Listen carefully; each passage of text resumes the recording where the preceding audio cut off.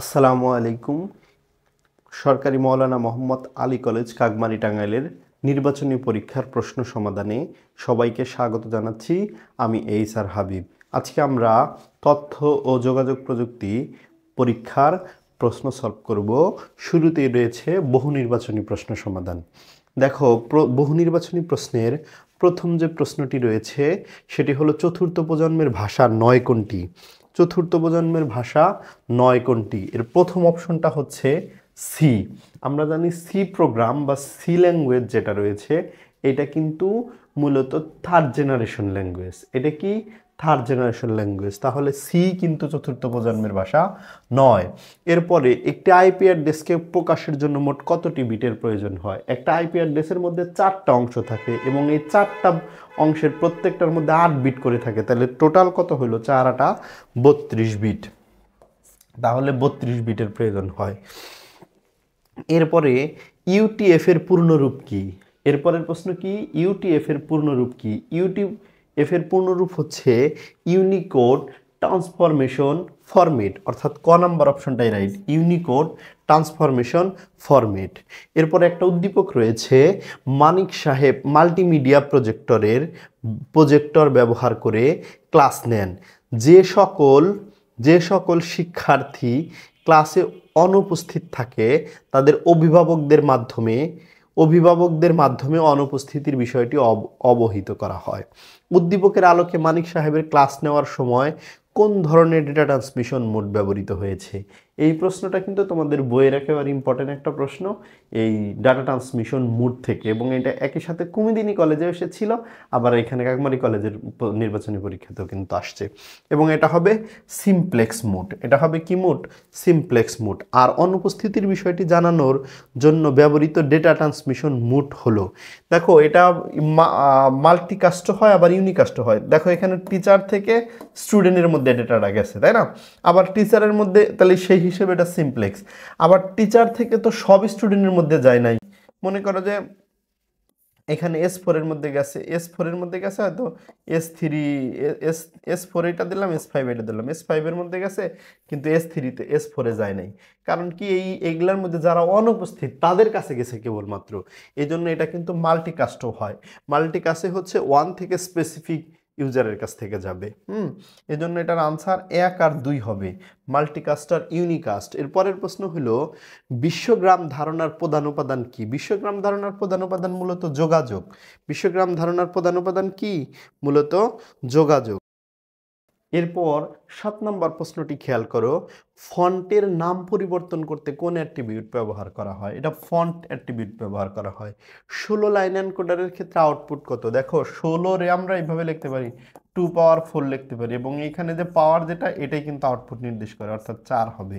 Protocol ট্রান্সলেশনের সুবিধা দেয় কোন নেটওয়ার্ক ডিভাইস? গেটওয়ে হচ্ছে প্রোটোকল ট্রান্সলেশনের সুবিধা দিয়ে থাকে। কোনটি ক্রায়োসার্জারির চিকিৎসা পদ্ধতিতে ব্যবহৃত হয় না?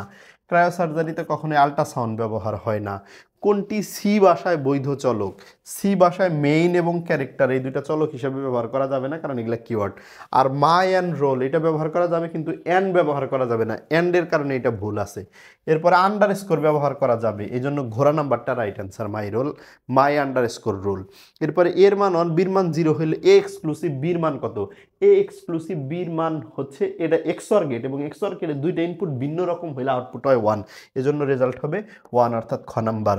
এইচটিএমএল এ বিআর এর থাকে নাকি? বিআর হচ্ছে একটা ট্যাগ এবং এটার ক্লোজিং ট্যাগ থাকে না, এবং এটার টেক্সট ফিল্ডও থাকে না, অর্থাৎ 2 আর 3 হবে। এটা কত হবে? 2 আর 3 হবে। এরপর লক্ষ্য করো 14 নাম্বার এমসিকিউ প্রশ্নটি কি রয়েছে। 14 নাম্বার এমসিকিউ এ যে প্রশ্নটি রয়েছে সেটি হচ্ছে টুইস্টেড পেয়ার কেবল এর সাধারণ রং কোনটি? টুইস্টেড পেয়ার কেবলের সাধারণ রং কিন্তু সাদা হয়ে থাকে। এরপরে www.bdjobs.com এটা একটা জব পোর্টাল। এটা কি একটা জব পোর্টাল। এরপরে হচ্ছে ফ্লট টাইপ ডেটা কত বিট ডেটা ধারণ করে? ফ্লট টাইপ ডেটা মূলত 4 বাইট বা 4 8 32 বিট জায়গা নিয়ে থাকে। তাহলে বাইটের ক্ষেত্রে যদি বলতো তাহলে 4 বাইট হইতো, আবার 1 বাইট মানে যেহেতু 4 বিট, এই জন্য বিটের হিসেবে বলে 4 8 32 বিট। মেমোরি ধারণ করে। এরপরে রাজুর তৈরিকৃত ওয়েব পেজটি লোডিং করার পর ডেটার নাম পরিবর্তন করতে পারছে না। এই সমস্যা সমাধানের জন্য তার শিক্ষক তাকে কয়েকটি ভাষা ব্যবহারের পরামর্শ দিলেন। প্রশ্ন হলো রাজুর তৈরিকৃত ওয়েব পেজটি কোন ধরনের? রাজুর তৈরিকৃত ওয়েব পেজটি স্ট্যাটিক ওয়েব পেজ। এরপরে ওয়েব পেজ সমস্যা সমাধানের জন্য এএসপি, পিএইচপি এবং জেএসপি কোনটা ব্যবহার করা যায়? এখানে সবগুলাই ব্যবহার করা যাইতে পারে। এরপরে ABC 16 সমতুল্য মান কোনটি? দেখো এ হইল হেক্সাডেসিমাল সংখ্যা, এর সমমানের ডেসিমাল মান হইল 10, বি মানে 11, তারপরে সি মানে কিন্তু 13। এই সবটা এটা ডেসিমালে কনভার্ট করলাম এবং ডেসিমালে কনভার্ট করলে এগুলোর যোগফল হয় 33।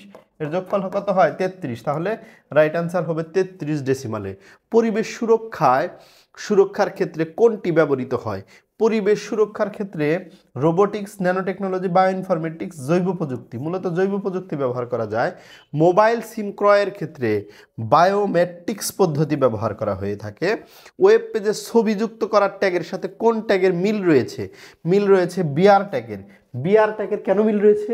কারণ ইমেজ যে ট্যাগটা, আমরা HTML এর ক্ষেত্রে দুই ধরনের ট্যাগ আছে, একটা হলো এমটি ট্যাগ আর একটা হচ্ছে কন্টেইনার ট্যাগ। যেই ট্যাগের শুরু আছে আবার শেষও আছে, এটাকে বলে কন্টেইনার ট্যাগ। আর যেটাকে শুরু আছে কিন্তু শেষ নাই, এটাকে বলা হয় এমটি ট্যাগ। আর এইখানে যে ট্যাগটার কথা বলা হয়েছে বিআর ট্যাগের সাথে কোনটার মিল? ইমেজ ট্যাগের সাথে কোনটা? ইমেজ ট্যাগ আর বিআর ট্যাগ এই দুইটাই হচ্ছে এমটি ট্যাগ, এই জন্য এই দুইটার মধ্যে কি রয়েছে? মিল রয়েছে।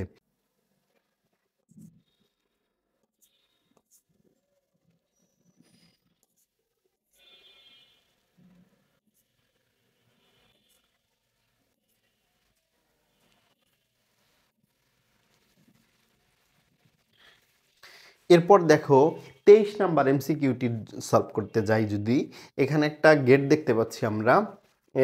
এখানে এই গেটটাতে একটা ইনপুট গেছে এ, আবার আর একটা ইনপুট গেছে এ, তবে এখানে একটা নট গেট দেখতে পাচ্ছি। তার মানে এখান দিয়ে যদি এ যায়, এখান দিয়ে গেছে এ নট। এ আর এ নটের এখানে এটা হলো এটা হলো নর গেট, তাইলে এই দুইটার যোগ করবে, যোগ করার পর আবার নট করবে। এ আর এ নট এই দুইটার যোগ করলে যোগফল হয় 1, আর 1-এর যদি কমপ্লিমেন্ট করো তাহলে কিন্তু আসে 0। তাহলে রাইট অ্যান্সার কি? 23-এর খ নাম্বার, রাইট অ্যান্সার খ। এরপরে প্রোগ্রামটির আউটপুট কত হবে? এখানে একটা প্রোগ্রাম আছে, হয়তো বা স্পষ্ট তোমরা দেখতে পাচ্ছ না। এর মান 5, এস এর মান 0। এটা মূলত ধারার যোগফল নির্ণয় করার প্রোগ্রাম, এবং এখানে শুরু হয়েছে 1 থেকে <<5 আছে, মানে 5 পর্যন্ত যোগফল। তাহলে 1 থেকে 5 পর্যন্ত সংখ্যার যোগফল করলে কত হয়? তাইলে হয় 3, 6, 10 আর 5 15। তাইলে 1 থেকে 5 পর্যন্ত যোগফল হলো 15। যদি কন্ডিশনে <<10 থাকে, মানে 10 পর্যন্ত যোগফল নির্ণয় করে, তাহলে 1 থেকে 10 পর্যন্ত যোগফল। 1 থেকে 10 পর্যন্ত আমরা ধারার যোগফল নির্ণয় করার ক্ষেত্রে n সংখ্যক স্বাভাবিক ডিভাইডেড বাই 2। তাহলে n এর মান যদি 10 হয়, তাহলে 10 × 10 + 1 মানে 11। তাহলে 11, 10 রে 2 দ্বারা ভাগ করলে 5, 5 11 55। যদি এটা কন্ডিশন <<10 থাকে তাহলে 55 হবে, মূলত 10 পর্যন্ত সংখ্যার যোগফল। তোমরা ক্যালকুলেটারে 1 2 3 4 5 এরকম যোগ দিয়ে 10 পর্যন্ত লিখলেও 55 আসবে, আর 5 পর্যন্ত লিখলে 15 আসবে। এই হচ্ছে আজকের কোশ্চেনের সলভ।